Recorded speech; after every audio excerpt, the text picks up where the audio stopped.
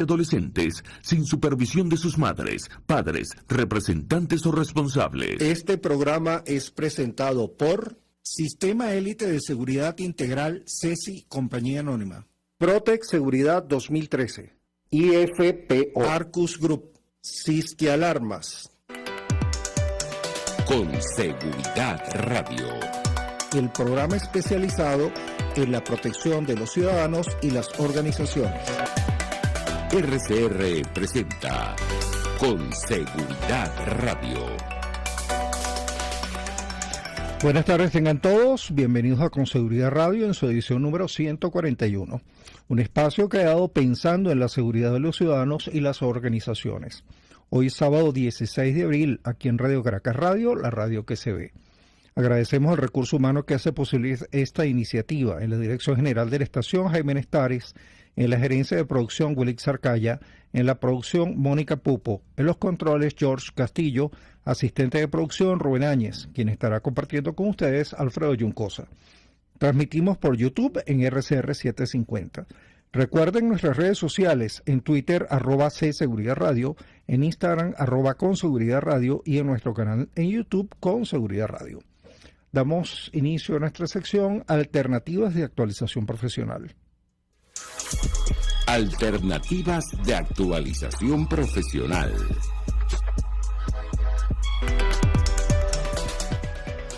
Y hoy nos está acompañando desde México Germán Sánchez. Buenos días, Germán, ¿cómo estás? Bueno, buenas tardes para nosotros, buenos días para ti. ¿Qué tal? Buenas tardes, Alfredo, ¿cómo estás? Bien, un gusto que estés con nosotros. Muchas gracias. Germán Sánchez es maestro en análisis y prevención del crimen por la Universidad Miguel Hernández de Elche, en España.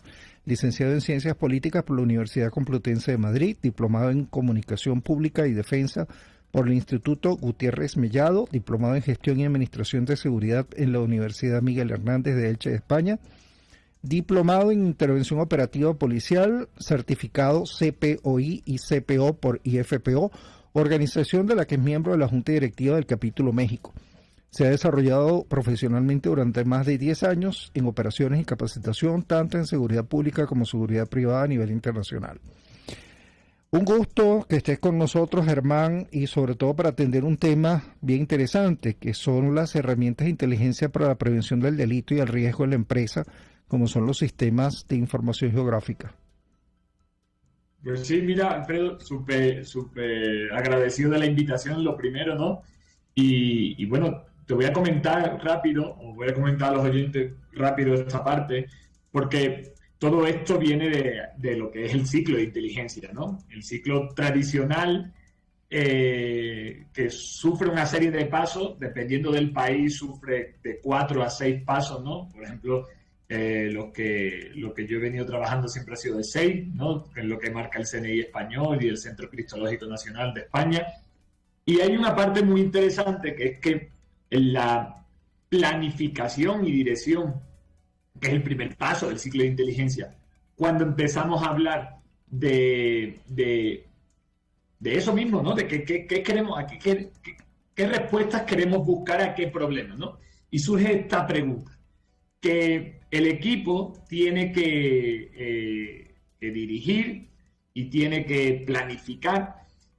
Y bueno, y dentro de esa dirección y planificación empieza a surgir la idea de la recolección de datos. Y aquí es la parte interesante de lo que queríamos comentar, ¿no?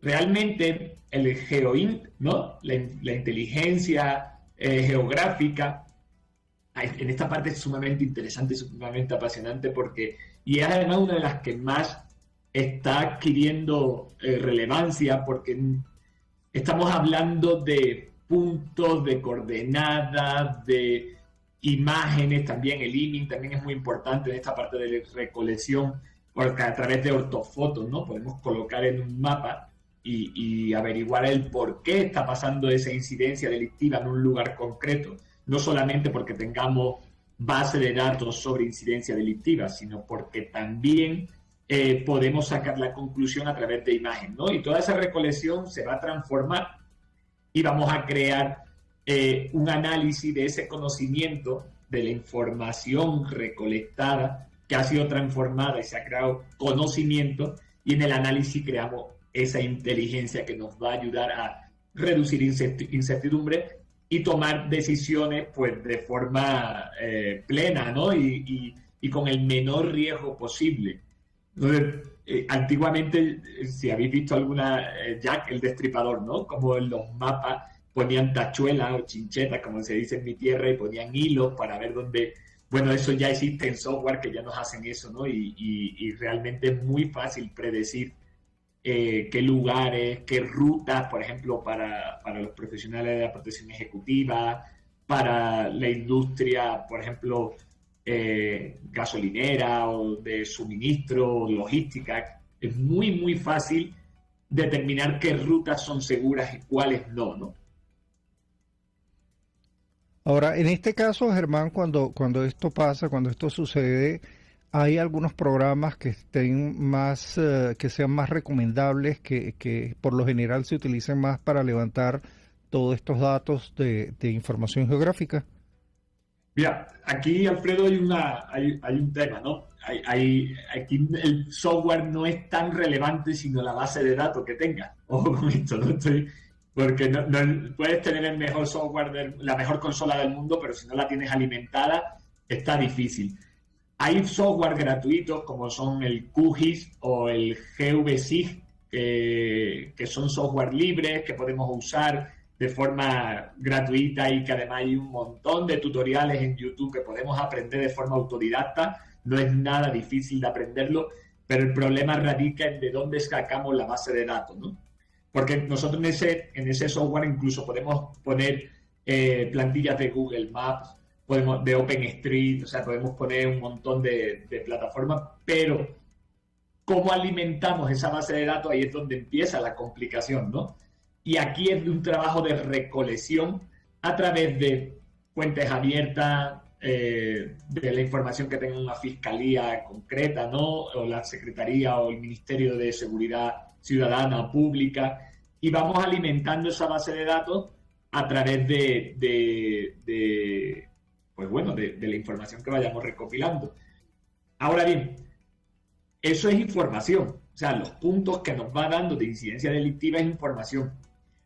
Lo interesante del software es cuál es el que mejor motor tiene para crearte, por ejemplo, un mapa de calor, a través de densidad de kernel y demás, que ahí es donde te va a marcar los lugares por donde no hay que pasar, por lo menos, ¿no? Si es, por ejemplo, una empresa de logística o un equipo de protección ejecutiva, por donde no hay que pasar por los puntos calientes, ¿no? Por los puntos rojos. Entonces, no es tanto el software como tal, o la consola, o el sistema de información geográfica, que realmente así se llama, sino la recolección de puntos, ¿no? La recolección de incidencia. Ahí es donde se presenta el mayor problema. Pero bueno, existen muchas formas de conseguirlo. La verdad, lleva tiempo, pero no es que sea imposible.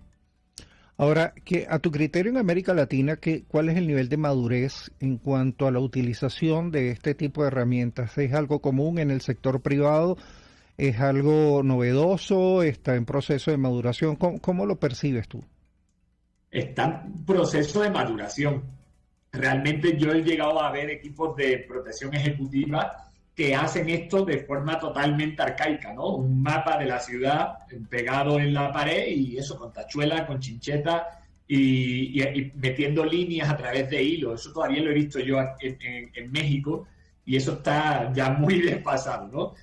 Es una herramienta, los sistemas de información geográfica son herramientas muy novedosas que están en continua también maduración. Ojo también con esto, no solamente es América Latina, sino como el software se va creciendo poquito a poquito, y la verdad pues es un área de oportunidad que tenemos en América Latina, porque las empresas a nivel seguridad corporativa pues todavía esto no lo llegan a entender, ni siquiera a visualizar, ni siquiera saben que existe, ¿no? Pero realmente es una herramienta brutal, ¿no? Para poder anticiparse y prevenir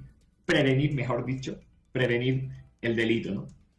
Ahora, Germán, si una organización quiere implementar estos sistemas, ¿cuáles crees tú que son esos factores claves de éxito para que esa implementación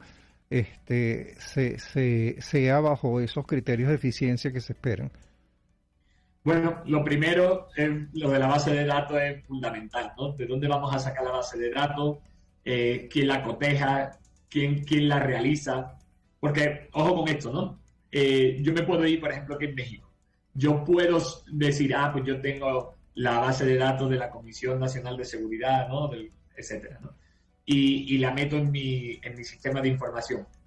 Ok, pero la Fiscalía de turno o la Secretaría de Seguridad de turno, en México, por ejemplo, la cifra negra ronda en un 90%. O sea, realmente de los delitos que se cometen solamente se denuncian el 10%. Entonces, esa base de datos delictiva realmente nos está arrojando un 10% de información de lo que de verdad nosotros queremos saber. ¿Cuál es el reto que tiene la empresa o los grupos empresariales, ¿no? Porque una sola persona o una sola empresa es difícil que vaya a aglutinar todos esos delitos. Voy a poner un ejemplo. Si estamos en una asociación de transporte, ¿no? O de logística, de empresas logísticas, entre todos vamos a ir marcando las coordenadas de dónde están robando los trailers, por poner un ejemplo. Aquí es donde juegan un poco los departamentos de seguridad. Yo siempre digo, los departamentos de seguridad patrimonial, aunque sean de distintas empresas, no compiten, sino que deben de colaborar porque el fin último es que el negocio funcione, ¿no? Entonces, aquí es donde radica la complejidad para que el sistema de verdad sea eficiente, ¿no? En la recogida de datos y de dónde los estamos sacando. Ahora, Germán, creo que estaremos de acuerdo de que una vez que tú has levantado esos datos y que pasas por un software, hay un tema de análisis que es eminentemente humano, ¿okay? Que al final la información, la inteligencia que realmente se requiere para poder ofrecerla a nuestros clientes internos o externos pasa por las manos de un recurso humano. ¿Cuáles serían esas características que debe tener la persona, el analista que maneje estos sistemas? Bueno, la verdad sí, la formación, ¿no? Debe de ser, pues, una formación, pues, estricta, de alguna forma, por decirlo de alguna forma. Es una formación buena. No cualquiera puede realizar este tipo de análisis. Y hay una cuestión que yo siempre comento a los colegas aquí en México y demás, ¿no? O sea, y voy a poner un ejemplo que va a ser súper fácil de entender. Hay un libro que se llama Técnicas Analíticas Estructuradas de Ferguson y no sé si lo estoy diciendo bien, Ewert, en donde habla de una serie de técnicas, ¿no? Hay 3-4 técnicas que son muy ilustrativas, por ejemplo, alto impacto, baja probabilidad. Entonces, el analista nunca va a poder ser sustituido por una máquina, porque la máquina, al fin y al cabo, pues se va a mover por algoritmos y se va a mover por matemática, de alguna forma estadística, pero la persona puede ser capaz de dimensionar, aunque haya muy baja probabilidad, si el impacto del riesgo no se materializa, ¿no? Si se materializa el riesgo, el impacto que tan profundo puede ser la organización. Y esto no lo va a poder hacer una máquina. Entonces, la forma de estudiar y demás, pues, o la forma de interpretar, pues tiene mucho que ver con la persona. Aquí hay una cosa muy interesante que hay un artículo del doctor Javier Jordán, que es de la Universidad de Granada, de España, que habla sobre los sesgos cognitivos. Y realmente todos tenemos muchísimos sesgos cognitivos, ¿no? Por la experiencia, por el tipo de país. O sea, yo soy de España, yo cuando llegué a México, yo me creía que todavía estaba en España y tuve unos errores al principio en la hora de trabajar bastante potentes porque no entendía, o sea, no sabía, tenía mis sesgos cognitivos de lo que yo había vivido, de lo que yo había estudiado, a lo que yo me había enfrentado.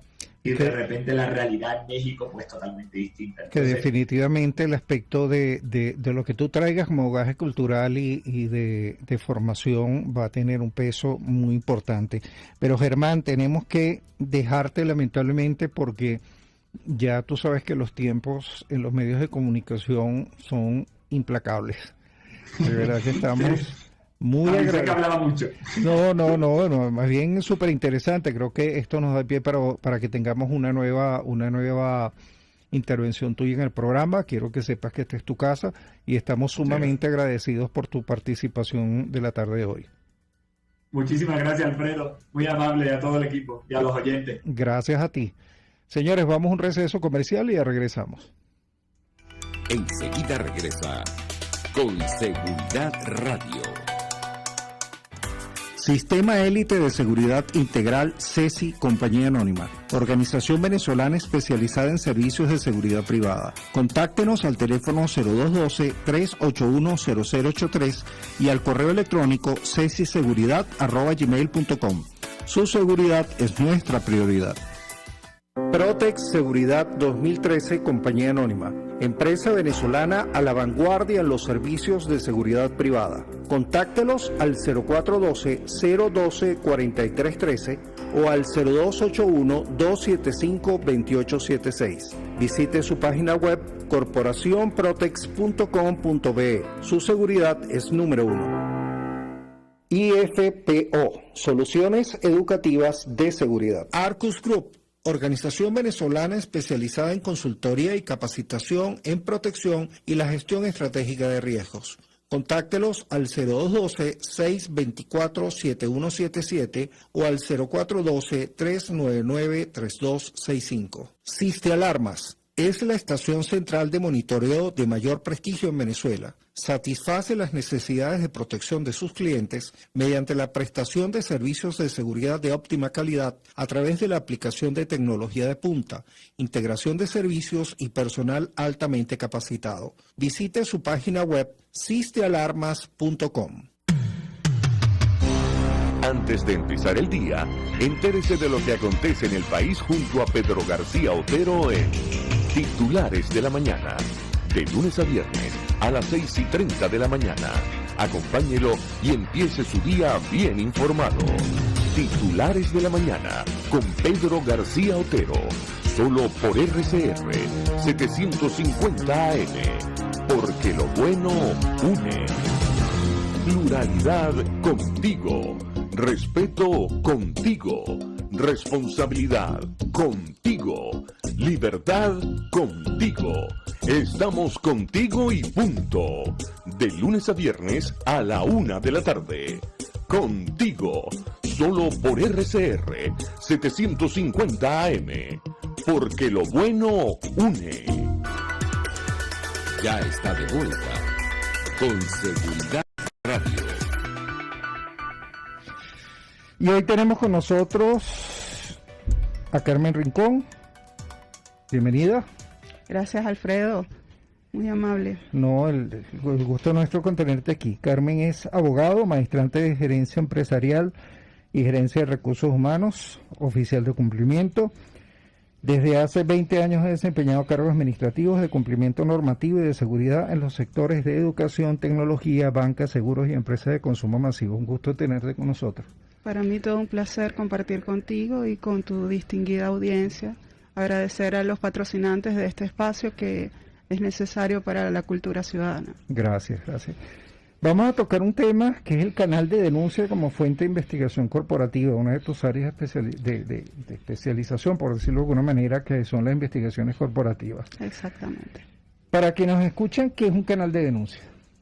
Para nosotros, un canal de denuncia es aquella herramienta de la cual se valen las organizaciones para poner en contexto todas esas notificaciones que hacen personas a lo interno o quizás proveedores o terceros intervinientes dentro de la gestión de la empresa que están notando irregularidades o aquellos actos ilícitos que pudieran dañar o lesionar la imagen de la empresa. Hay canales de denuncia que se valen de varias tecnologías, pues, las tecnologías puestas al servicio de las corporaciones. La más usada es realmente las líneas éticas o hotlines, como se les conoce, para que en este contexto de corrupción generalizada haya el espacio Un espacio que te permita a ti participar de manera anónima, sin temor a represalias, ¿sabes? Para los colaboradores dentro de las organizaciones, a veces es muy notable el hecho de que esté sucediendo algo que no está bien o que está penado por las leyes del país donde se encuentra la corporación o la empresa, o también está normado o regulado por la normativa interna de la misma empresa. Entonces, ¿qué sucede? Que ha habido un auge a nivel global por hacer empresas éticas que nos permitan la sustentabilidad a nivel económico, social, cultural incluso. Entonces, todo este movimiento ha hecho que surjan estas líneas éticas como canal de denuncia formal, porque los investigadores tenemos generalmente dos canales, que es la propia denuncia que hace el trabajador o el tercero y la iniciativa propia del investigador, buscando aquellas situaciones o quebrantos a lo interno de la corporación. Ahora bien, dentro de las organizaciones, los trabajadores muchas veces uno de los temores que hay es el anonimato. ¿Okay? Como si yo voy a hacer una denuncia, tengo la garantía de que no voy a quedar expuesto ante terceros. ¿Cuáles son los canales de denuncia más utilizados por lo menos en el país?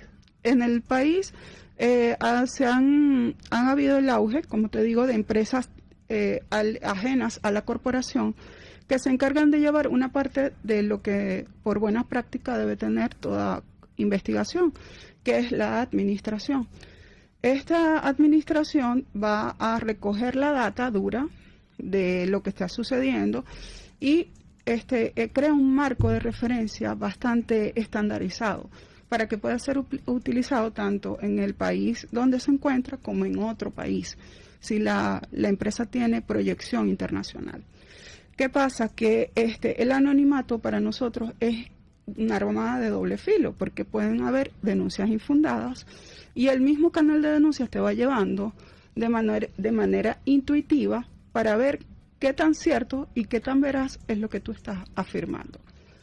Puedes señalar muchas conductas inusuales, desde fraude corporativo, incumplimiento normativo, legal, ambiental o operativo, y puede incluso el acoso sexual, que también ha estado incrementándose.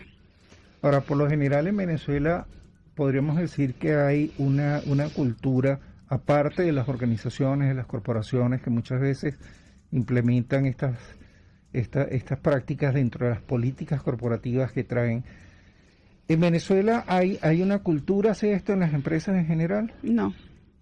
Generalmente mucho temor de denuncia, mucho temor de quedar expuesto, no solamente a nivel público, sino a nivel privado, porque no sabes qué tentáculos tiene la persona que tú estás denunciando.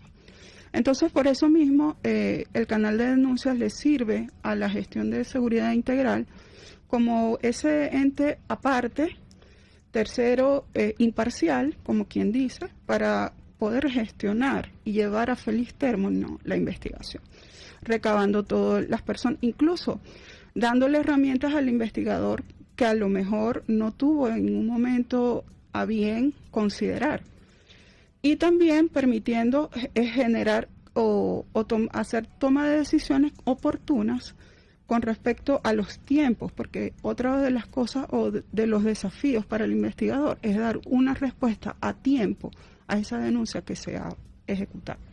Ahora, por lo general, si hablamos de corporaciones, bien sea con terceros que se encargan de recibir estas denuncias, ¿qué es lo que más utilizan? ¿Líneas telefónicas, buzones, correos anónimos? ¿Cómo lo manejan? El correo es una herramienta desaconsejada dentro del canal de denuncias. ¿Por qué? Porque el denunciante puede omitir aspectos relevantes de la denuncia, quizás por desconocimiento o quizás porque no quiere verse tan involucrado en la denuncia. Por eso nosotros aconsejamos utilizar las plataformas, hay ya app que tú puedes bajar para tú ir de manera intuitiva llenando el formulario que le permitirá a la corporación llevar la investigación paso a paso. ¿Qué tan efectivo, o sea, qué tanto efecto tiene dentro de una investigación estos canales de denuncia? ¿Son realmente eficientes? Sí, tenemos estudios de que hasta un 35% de mayor efectividad. Porque lo otro es que no todo el mundo tiene la confianza de acercarse a un investigador o a una persona del área de seguridad. Y porque sabe que no quieres primero aparecer como informante, no quieres ser llevado ante las autoridades para declarar si es un ilícito contra el patrimonio o contra las personas. Entonces, para nosotros es mucho más eficiente tener esta línea llevada por un tercero. Cuando esta información se recibe, ¿quién por lo general en las corporaciones pasa directamente a seguridad? ¿Pasa a una unidad de investigación? ¿Pasa a recursos humanos? Dependiendo del tipo de denuncia y del aspecto de la operación que toque, puede ser abordado conjuntamente entre varias personas dentro de la organización, representantes, por ejemplo, de control interno, representantes de recursos humanos y del área de seguridad. Ese tratamiento compartido le da a la denuncia una fortaleza, ¿no? Porque tú sabes que lo vas a atacar el problema de varios frentes. Entonces, pero el director de ese canal de denuncia siempre es el investigador, que es el que tiene las habilidades y las fortalezas para decidir si lo toma, si es suficiente, si hay fundamentos suficientes como para poder abordar la investigación. Si se fuera a implementar en una organización este sistema por primera vez de canal de denuncia, ¿cuáles crees tú que son esos elementos clave para el éxito, que garanticen el éxito de que cuando esto inicien con buen pie? Primero, buscar profesionales que tengan las habilidades blandas y duras que puedan llevar el canal de denuncia. Buscar la información de la empresa prestadora del servicio, la trayectoria con quien trabaja y buscar la confidencialidad, buscar la reserva de toda la información sensible, que es importantísimo, y que la alta dirección entienda que esto es una forma más de control que le permite garantizar su sustentabilidad, permite que el empleado se sienta mucho más comprometido, permite que nos evitemos riesgos legales y reputacionales, incluso en esta tendencia también mundial de que haya una investigación penal contra la empresa directamente y sus representantes legales. Entonces, para nosotros, de verdad, lo consideramos una herramienta muy útil, bien llevada, te puede dar muchos beneficios, una retornabilidad increíble. Y pienso que para allá vamos, porque también tenemos la data que podemos analizar posteriormente y ver cuál es la mayor incidencia dentro de la organización, detectar y prevenir. Definitivamente podríamos decir que de alguna manera es una de las vías, una de las herramientas para aportar a la rentabilidad del negocio. Sí, señor, efectivamente lo es. Qué bueno. Bueno, señores, estuvimos con Carmen Rincón, especialista en investigaciones corporativas, quien ha abordado con nosotros el tema del canal de denuncia. De verdad que muchísimas gracias, Carmen. Gracias a ti, Alfredo. Buenas tardes para todos. Gracias, buenas tardes. Señores, vamos a un receso comercial y ya regresamos. En pocos minutos regresa con Seguridad Radio. Sistema Élite de Seguridad Integral CESI Compañía Anónima, organización venezolana especializada en servicios de seguridad privada. Contáctenos al teléfono 0212-381-0083 y al correo electrónico cesiseguridad@gmail.com. Su seguridad es nuestra prioridad. Protex Seguridad 2013 Compañía Anónima, empresa venezolana a la vanguardia en los servicios de seguridad privada. Contáctelos al 0412-012-4313 o al 0281-275-2876. Visite su página web corporacionprotex.com.be. Su seguridad es número 1. IFPO, Soluciones Educativas de Seguridad. Arcus Group, organización venezolana especializada en consultoría y capacitación en protección y la gestión estratégica de riesgos. Contáctelos al 0212-624-7177 o al 0412-399-3265. Siste Alarmas es la estación central de monitoreo de mayor prestigio en Venezuela. Satisface las necesidades de protección de sus clientes mediante la prestación de servicios de seguridad de óptima calidad a través de la aplicación de tecnología de punta, integración de servicios y personal altamente capacitado. Visite su página web sistealarmas.com. RCR 750 AM, porque lo bueno une. Ante el agobio diario, siempre se agradece una pausa. De lunes a viernes, Verónica Oliveros te trae un cafecito para el alma en Sin Estrés, la revista radial de Radio Caracas Radio, con música, cultura, salud, emprendimiento, terapia, astrología y más. Cada tarde a las 3 nos ponemos en modo Sin Estrés por RCR, la radio que se ve. Antes de empezar el día, entérese de lo que acontece en el país junto a Pedro García Otero en Titulares de la Mañana, de lunes a viernes a las 6:30 de la mañana. Acompáñelo y empiece su día bien informado. Titulares de la Mañana con Pedro García Otero, solo por RCR 750 AM, porque lo bueno une. Usted está escuchando Con Seguridad Radio. Y hoy tenemos con nosotros... Conociendo a nuestros profesionales del gremio de la seguridad. Y hoy tenemos con nosotros al doctor Jorge Pesantes. Bienvenido. Gracias, ¿cómo estás? Bien, bien. Gracias por el tiempo de atendernos hoy. Y ustedes por la invitación. No, siempre es un gusto. Médico cirujano, egresado de la Escuela de Medicina Luis Racetti, egresado del posgrado de Traumatología y Ortopedia del Hospital Dr. Miguel Pérez Carreño, miembro efectivo de la Sociedad Venezolana de Traumatología, miembro activo de la Sociedad Internacional de Artroscopia, Cirugía de Rodilla y Medicina Deportiva en Ortopedia, miembro internacional de la Asociación Norteamericana de Artroscopia, miembro de la Sociedad Latinoamericana de Artroscopia, Reconstrucción Articular y Trauma Deportivo. Director de la Unidad de Traumatología Avanzada Santa Paula, Unitrauma Santa Paula, médico especialista en cirugía de hombro, rodilla y cadera. Reemplazos articulares, trauma deportivo en la Clínica Sanatriz y Grupo Médico Santa Paula.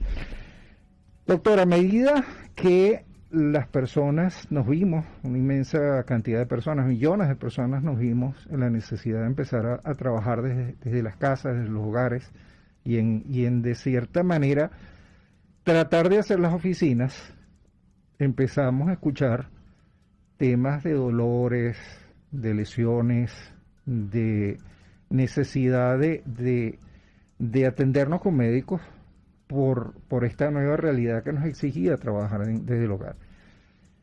¿Cuál ha sido la experiencia que hemos tenido, por ejemplo, en el país? ¿Qué tanto esto ha impactado? ¿Cuáles son las recomendaciones? Sí, básicamente el problema de este confinamiento prolongado que se inicia a raíz del inicio de la pandemia en el 2019 es los cambios de hábitos. La principal causa quizás que genera o que generó en todas estas condiciones dolencias primordialmente en pacientes que estaban muchas horas trabajando con este tema nuevo de los trabajos a distancia a través de computadoras y de redes, eran las posturas prolongadas, el estar muchas horas en una posición determinada y en una postura quizás no adecuada condicionaba pues dolores, primordialmente columna, era uno de los puntos blancos que se afectaba, posteriormente hombro, por la situación de estar 4, 5, 6 horas a veces, que fue mucho de los motivos de consulta, yo como especialista de hombro e incluso rodilla, que cuando el paciente estaba de una jornada de trabajo diaria, pues se aquejaba de dolor en el hombro, y posteriormente al tratar de incorporarse de la posición de estar sentado a la posición de pie, pues se molestaban las rodillas, ¿no? Y por supuesto, las típicas lumbalgias y dolores cervicales como consecuencia de estar en una sola posición por N cantidad de horas en este tipo de nuevo panorama que vislumbramos aquí en todo el mundo, pues no solamente fue Venezuela. Pues. Ahora, cuando usted dice que estaba X número de horas, ¿cuándo podemos decir que son muchas horas, que son pocas horas? ¿Cuándo es que debe hacerse esa pausa precisamente para... Mira, la recomendación siempre es entre 45 minutos y 1 hora, hacer una pausa aunque sea de 5 o 10 minutos, caminar cerca de tu estación de trabajo y volver a sentarte.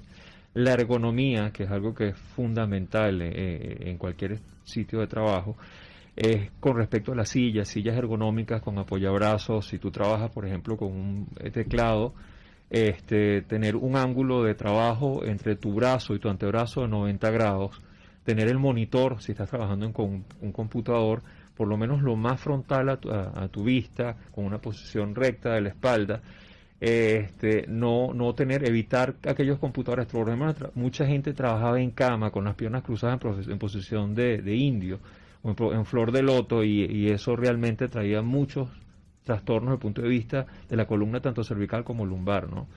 Igual los brazos estaban en una posición que no era la más adecuada, y eso pues condicionaba dolores a nivel de los codos, a nivel de los hombros. Entonces eso es fundamental, por lo menos entre 45 minutos, 1 hora, por lo menos levantarse a la estación de trabajo, caminar 5 o 10 minutos y volver a sentarte, tomando en cuenta pues las consideraciones que te acabo de mencionar. Ahora, cuando hablamos de esos malestares que tienen las personas, más allá del dolor, ¿cuáles son esas lesiones típicas que surgen de este tipo de malas posturas? Mira, generalmente las articulaciones en general se afectan por 3 motivos. 1, por trauma repetitivo. Estás haciendo un movimiento en forma continua y no hay un descanso, no hay una pausa. 2, el exceso, pues el trabajar continuo X cantidad de horas en ese tipo de movimiento. Y 3, no darle reposo a la articulación o al músculo que esté trabajando para poder tener una capacidad de recuperación. ¿Okay? Eso va condicionando aparte que la ansiedad, el paciente, las personas que estaban confinadas con esta situación de la pandemia, de alguna manera se vieron afectadas desde el punto de vista emocional, y ese estrés, esa condición de ansiedad generalmente se transmitía a articulaciones como la columna cervical y la columna lumbar. Entonces, porque ante una situación, pues en forma inconsciente, tomamos una postura aprensiva, y eso de alguna manera va generando dolor y va generando desgaste y molestias pues, en estas articulaciones. Ahora, considerando que todavía hay muchas personas que prefieren trabajar desde su casa, ¿hay alguna práctica positiva o sana en cuanto a que cada cierto periodo de tiempo, si yo estoy trabajando desde mi casa, así yo tenga una silla ergonómica, si yo siga ciertas pautas, yo debería pasar por un chequeo médico preventivo, o sencillamente si yo cumplo con esas pautas es suficiente? Es como algo así, no esperar el dolor para entonces ir a ver al médico, que es lo que normalmente hacemos todos, ¿no? Claro, es lo ideal. Lo ideal es que tú eventualmente quizás no necesites para iniciar tu trabajo en casa, que esto pues definitivamente le cambió pues la forma de ver la actividad laboral, y incluso potenciales que se amplían con todo el uso de redes y con el uso de la PC en casa. Asociar o acoplar de repente ejercicios de estiramiento en forma pasiva, hacer algún tipo de actividad física. Incluso mucha gente modificó su entrenamiento, su actividad física, lo que llamaban fuera de casa, lo que es ahora dentro de casa, ¿no? Entonces, si tú quizás complementas tu actividad de trabajo, tomas en cuenta las medidas que te mencioné, como algunas, hay muchas, ¿ok? Y todo va a depender de qué actividad o qué forma realices tú tu trabajo en casa. Pues si tú acoplas actividades físicas en casa, sencillas, no tiene que ser montar un gimnasio, comprar un multifuerza para tenerlo en casa, sino ejercicios incluso con ligas en casa, o básicos de movimiento o estiramiento, o basados con principios de yoga, yo creo que sería suficiente como para evitar de alguna manera que tú desarrolles las lesiones. Hay veces las personas prefieren, quizá un poco por temor a ir al médico, dicen, no, yo me tomo un analgésico y se me quitó el dolor y sigo adelante. Cuando este tipo de cosas suceden, o estas prácticas que no son las más sanas se llevan adelante, ¿Qué puede pasar? ¿Qué es lo peor que puede pasar cuando una persona no cumple con estos principios básicos? Y más allá de tratarse el dolor o más allá de hacer las correcciones, lo enmascara un poco con un analgésico, con 2 o 3.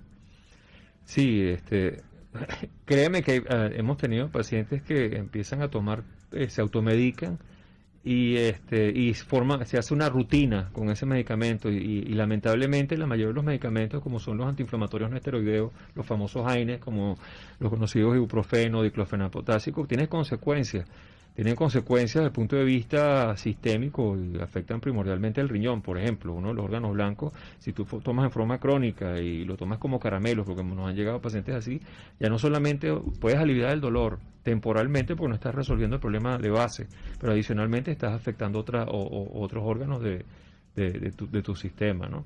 Entonces, eso sí hay que tomarlo muy en cuenta, pues.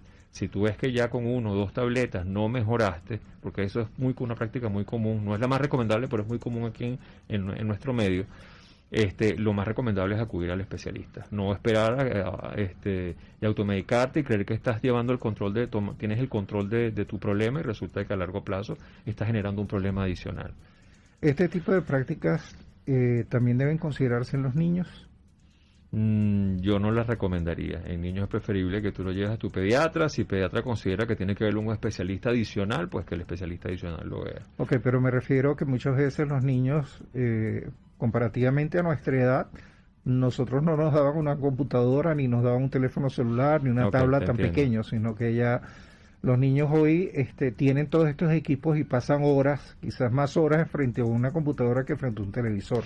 Mira, definitivamente eso depende de los padres. Claro que sí, tiene sus consecuencias. Estamos viendo problemas en niños a nivel de sus manos, a nivel de los hombros, y todo derivado de este proceso tecnológico que estamos viviendo todos, pues esto es una generación que está abocándose a una etapa tecnológica totalmente distinta a la que quizás nosotros vivimos cuando éramos niños o adolescentes, pues. O sea, querría decir que entonces, dada esta nueva generación que está utilizando herramientas diferentes, muy, muy útiles, pero que requiere ciertas consideraciones, los padres deberían tener dentro de su plan de prevención médica no solamente estas prácticas, sino también la posibilidad de esa atención médica temprana, preventiva. Correcto.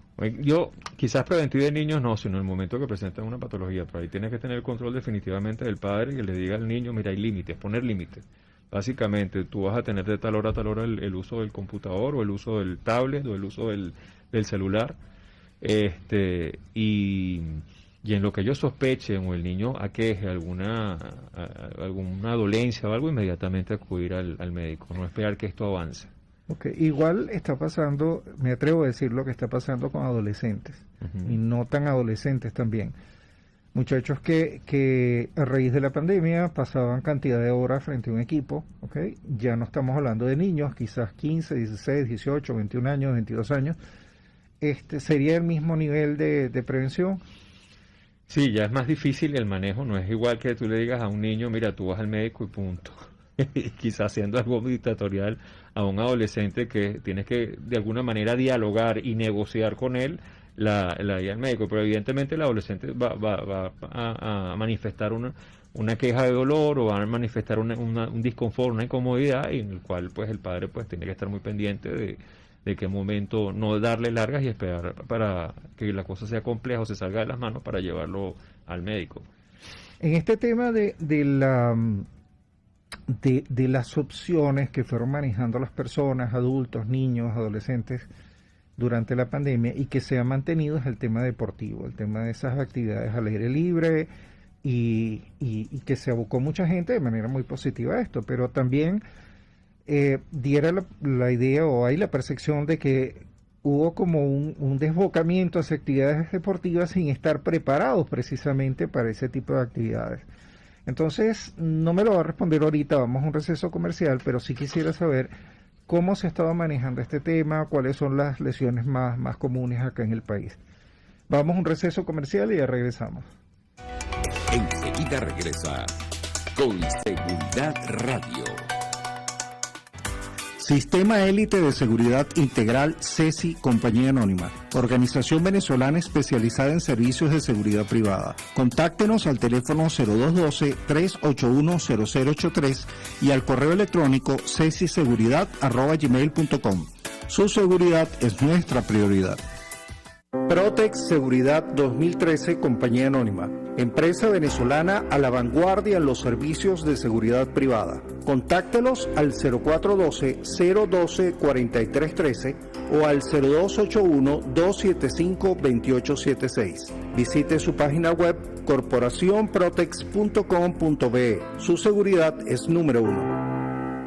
IFPO, Soluciones Educativas de Seguridad. Arcus Group, organización venezolana especializada en consultoría y capacitación en protección y la gestión estratégica de riesgos. Contáctelos al 0212-624-7177 o al 0412-399-3265. Siste Alarmas es la estación central de monitoreo de mayor prestigio en Venezuela. Satisface las necesidades de protección de sus clientes mediante la prestación de servicios de seguridad de óptima calidad a través de la aplicación de tecnología de punta, integración de servicios y personal altamente capacitado. Visite su página web sistealarmas.com.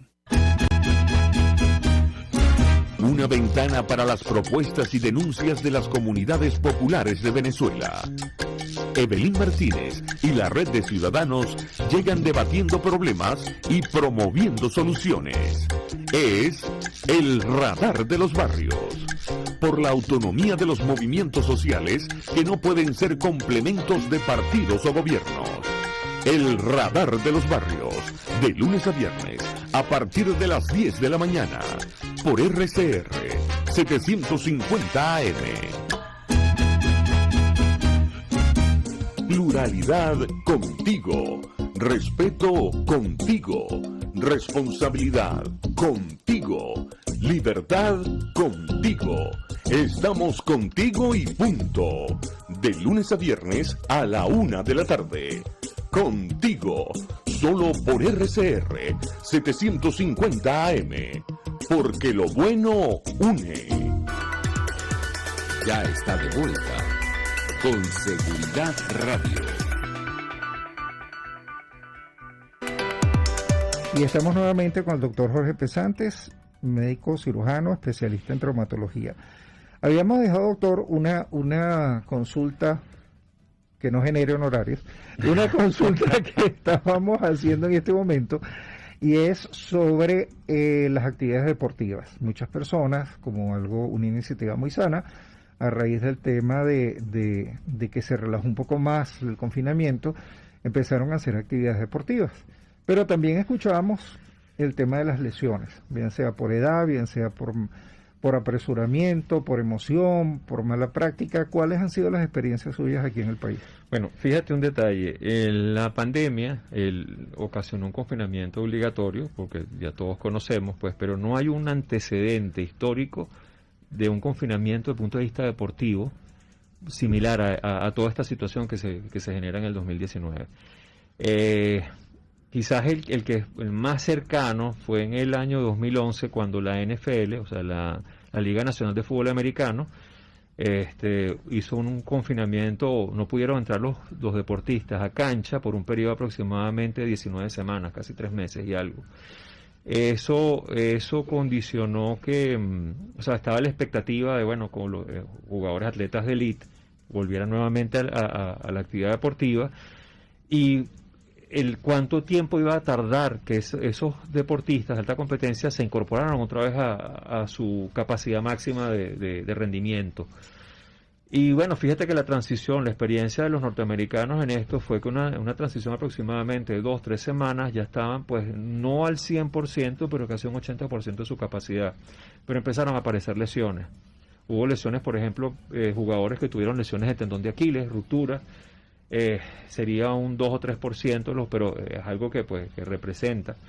Y jugadores con lesiones a nivel de ligamentos cruzados. Entonces, Sí, es fundamental tomar en cuenta una serie de variables, sobre todo en los deportistas, y más ahorita en la esfera, aquellos pacientes que eventualmente se consideran como que fueron asintomáticos, no tuvieron ningún síntoma, no tuvieron ningún tipo de respuesta desde el punto de vista clínico durante todo este proceso, no se infectaron, o quizás pasaron asintomáticos y no tuvieron ningún síntoma y se cree que no se infectaron, pero eventualmente sí hubo una infección. Descartar que no tengan ningún tipo de trastorno, sobre todo en la esfera cardiovascular, porque se ha visto trastornos a nivel del corazón, como es los procesos inflamatorios del miocardio, las famosas pericarditis de la capa que envuelve el corazón, y eso eventualmente puede ser, incluso en algunos casos que se pasa desapercibido, puede terminar en un desenlace fatal. Entonces en esto hay que tomar mucho en cuenta síntomas como fatiga, dolor en el pecho, incluso palpitaciones, que vienen siendo signos de arritmia, para que aquellos pacientes que durante la ejecución o la realización de una actividad deportiva, si presentan estos síntomas, inmediatamente acudir al cardiólogo o a su médico internista o médico de base. Sí es recomendable hacerse un chequeo, aquellos pacientes que no son deportistas habituales y que sufrieron la enfermedad, pues hacerse una evaluación cardiológica básica, y eventualmente el cardiólogo determinará si son necesarias otro tipo de estudios. Y evidentemente, si tú tienes un periodo prolongado de sedentarismo, que no hiciste ningún tipo de actividad deportiva, debes prepararte nuevamente y empezar, no desde cero, pero sí, porque generalmente el deportista de alta competencia tiene una capacidad, su sistema musculoesquelético tiene una capacidad de memoria de poder reincorporarse, como el ejemplo que te puse de la NFL. Pero pacientes que son sedentarios y que están iniciando ahorita la actividad porque la pandemia los obligó a un encierro, y para mitigar de alguna manera la ansiedad y el estrés, y empezaron a hacer deporte, ahí sí que tomar en cuenta ciertas variables. Yo por lo menos, que mi especialidad se enfoca más en hombro, rodilla y cadera, pues que son articulaciones que tienen distintas funciones en nuestro cuerpo y que manejan de repente carga o manejan de repente potencia para el lanzamiento o cualquier tipo de actividad deportiva. Primero, tú tienes que diferenciar qué actividad deportiva vas a hacer. Cada actividad deportiva es distinta y cada tiene una demanda y un uso de la articulación totalmente distinto. Entonces, las cosas básicas que eventualmente desempeñan, por lo menos en fútbol, un arquero no es igual que de repente un delantero. Entonces, tú vas a tener ejercicios específicos para esa posición determinada. Entonces, sí es fundamental tomar en cuenta eso. No puedes empezar de cero. Uso de ropa adecuada para la actividad deportiva, por lo menos los zapatos, para los famosos runners, es fundamental que tú utilices un tipo de calzado específico, no cualquier tipo de calzado. Evitar de repente las zancadas largas, y a veces se recomienda complementar, no hacer solamente, en el caso del corredor, solamente correr, sino también de repente alternarlo con bicicleta o otra actividad, y tener periodos de descanso. O sea, por ejemplo, si tuviste 3 días de ejercicio intenso o de maratones o ejercicios de carrera, por lo menos un día entre esos 3 días descansar y volver a reiniciar de repente al 5.º día. Y como te comentaba, los ejercicios complementarios con sistemas de liga para de alguna manera evitar lesiones. Si tú fortaleces tu musculatura periarticular, tienes menos posibilidades de lesionar la articulación. Y algo que es fundamental, si tú tienes una articulación que te duele durante la actividad deportiva, tienes que parar o bajar la intensidad o verificar qué está pasando, inmediatamente acudir al médico. No esperar que eso avance, porque te puede traer consecuencias después que te saquen por mucho más tiempo de la actividad deportiva. Ahora, por lo general, ¿cuáles son ese tipo de lesiones que ustedes más se les presenta en Venezuela, precisamente porque personas quieren empezar con actividad deportiva, lo hacen y no han tomado estas consideraciones? Desde el punto de vista musculoesquelético, ¿qué es lo que más se presenta? Mira, en general, por ejemplo, en el hombro, vamos a ponerte el hombro, las lesiones más comunes son la bursitis, la bursitis subtrocantérica, que es un tejido que está justamente por arriba del manguito rotador y que se irrita, se inflama y es causante, es generador de dolor. Las tendinitis del manguito rotador o el uso repetitivo del hombro en una posición, algún tipo de movimiento, va generando pues un proceso inflamatorio que se traduce posteriormente en dolor. Y las lesiones del bíceps, de la porción larga del bíceps, que te va a dar dolor irradiado del hombro hacia la cara lateral del brazo, como consecuencia de estos ejercicios, sobre todo por arriba del hombro, que van generando disconfort y molestia. En el caso de las rodillas, mira, lo más común son en los corredores las tendinitis del tendón rotuliano, ¿ok? Eso a veces incluso los maratonistas o los corredores que tienen tiempo ya en esta disciplina y están entrenados, pues pueden presentar dolencias a veces porque no se hizo una evaluación previa y se determinó si había algún tipo de deformidad a nivel sobre todo en el fémur, por ejemplo, que de repente uno sea más corto, más largo.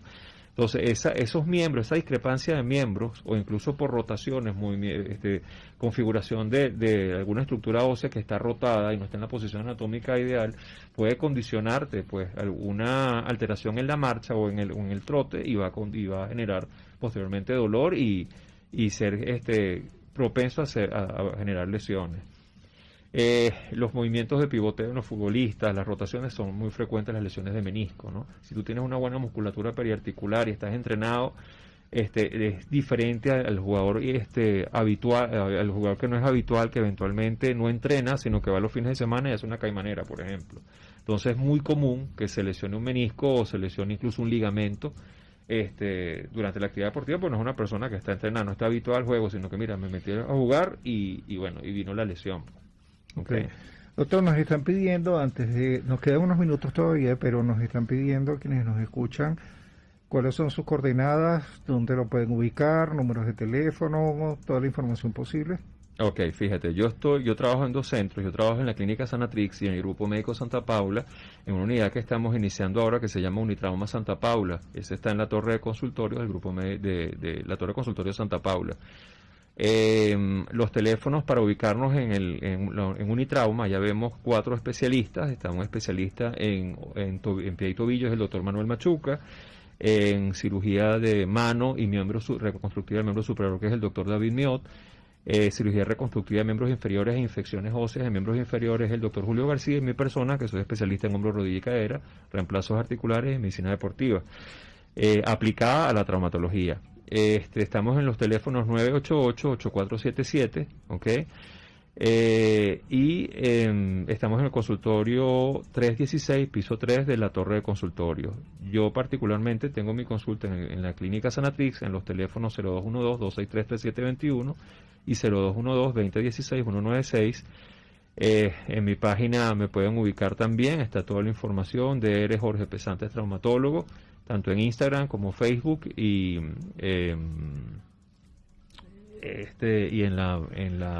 incluso en la página web de la Clínica Sanatrix, que está también. Y bueno, estamos, cualquier eventualidad, estamos disponibles a resolver cualquier tipo de patología desde el punto de vista musculoesquelético. Nos quedan un par de minutos, creo, ¿no? Se nos acabaron. Bueno, nos están indicando que ya se nos acabó el tiempo. De verdad que muchísimas gracias, doctor, por su tiempo, y creo que definitivamente hubo una cantidad de información sumamente útil para quienes nos escuchan. Gracias por tu invitación y bueno, esperemos que nos podamos reunir y hablar de otros temas importantes en el área de la esfera de la traumatología y medicina deportiva aplicada a la traumatología. Claro que sí, seguro que sí. Bueno, señores, hemos llegado al final del programa. Me despido agradeciendo principalmente a nuestros invitados, Germán Sánchez de México, Carmen Rincón y Jorge Pesantes de Venezuela, por estar con nosotros, a RCR, a nuestro equipo de trabajo y ustedes, nuestros seguidores, quienes nos acompañan y se conectan a Con Seguridad Radio. Recuerda que puedes volver a ver nuestro programa en el canal de YouTube Con Seguridad Radio. Los esperamos aquí cada sábado a las 12 del mediodía. Hasta la próxima. Cistialarmas. Cistialarmas.